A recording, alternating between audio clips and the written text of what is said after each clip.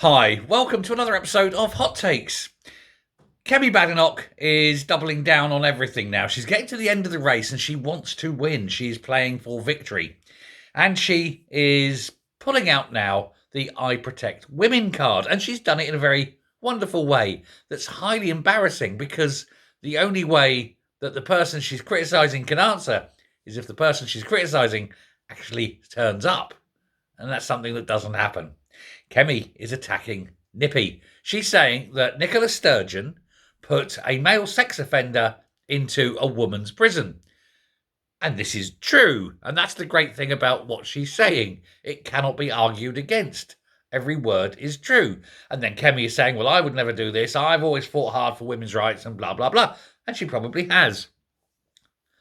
That's not where I'm going with it. Where I am going with it is, of course, Sturgeon will hate this being put out there. She'll hate the idea that people will have as a residing memory, a legacy, this thing about Sturgeon putting male sex offenders in jail with women. Because at the time, she tried every trick in the book to try and say, this individual, this could not say he or she, refused, if you remember. Oh, car crash after car crash. And then, of course, the whole gender recognition scheme failed. It cost her job ultimately, as well as all the other things that were going on. People resigned. It was an absolute car crash policy that should never have happened in the first place. Now, she could defend herself. She could come and say these things, but that would involve her turning up at Holyrood. And she's only spoken twice in the entirety of the time that she's been an MSP and not leader. Indeed, the people of Govan Hill are probably wondering if they've got a representative at all. She's never there. She doesn't do anything. It's almost as though she's phoning it in and just taking the salary. Wouldn't be the only one. But Kemi's got her balls in a vice, figuratively, at least.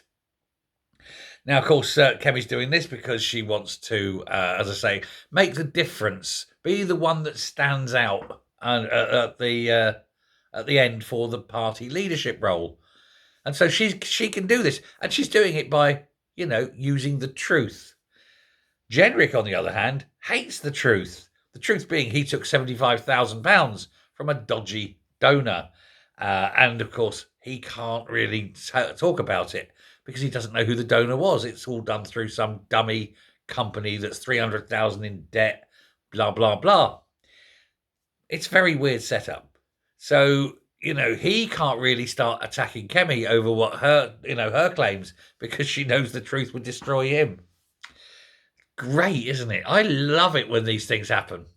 So you've got the Tory leadership blowing up and then they're attacking the SNP. It doesn't get any better, does it?